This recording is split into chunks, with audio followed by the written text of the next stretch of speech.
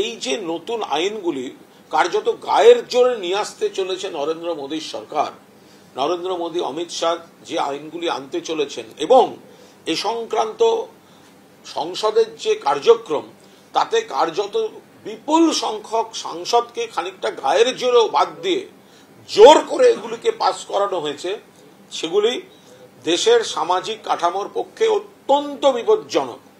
সেই কারণে মমতা বন্দ্যোপাধ্যায় মাননীয় মুখ্যমন্ত্রী তিনি প্রধানমন্ত্রীকে চিঠি দিয়ে বলেছেন এই তিনটি কোনো অবস্থায় এই মুহূর্তে তাড়াহুড়ো করে কার্যকর করবেন না।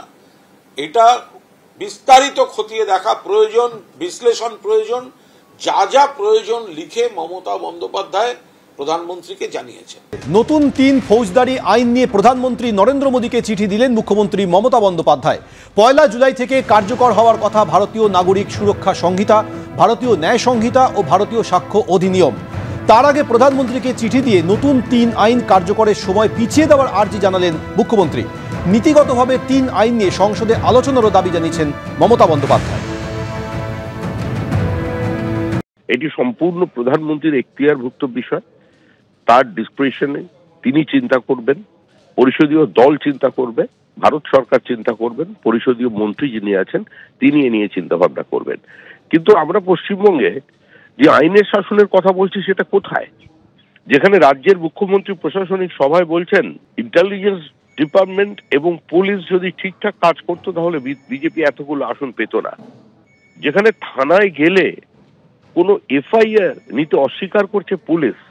যে রাজ্যে শাসক দলের কোনো কর্মী খুন হয়ে গেলে তার পরিবারের প্রাথমিক প্রতিক্রিয়া থাকে আমরা সিবিআই তদন্ত চাই, তাদের কি কোনো নৈতিক কিংবা রাজনৈতিক অধিকার আছে এই মুহূর্তে আইন নিয়ে, আইনের ব্যাখ্যা নিয়ে, বিভিন্ন অবস্থান নিয়ে কোনো পিছিয়ে দেওয়ার বা এ ধরনের বক্তব্য রাখার? মুখ্যমন্ত্রী কারণ এই যে নতুন আইনগুলি কার্যত গায়ের জোরে নিয়ে আসতে চলেছে নরেন্দ্র মোদীর সরকার, নরেন্দ্র মোদী অমিত শাহ যে আইনগুলি আনতে চলেছেন এবং এ সংক্রান্ত সংসদের যে কার্যক্রম, তাতে কার্যত বিপুল সংখ্যক সাংসদকে খানিকটা গায়ের জোরেও বাদ দিয়ে জোর করে এগুলিকে পাস করানো হয়েছে, সেগুলি দেশের সামাজিক কাঠামোর পক্ষে অত্যন্ত বিপজ্জনক।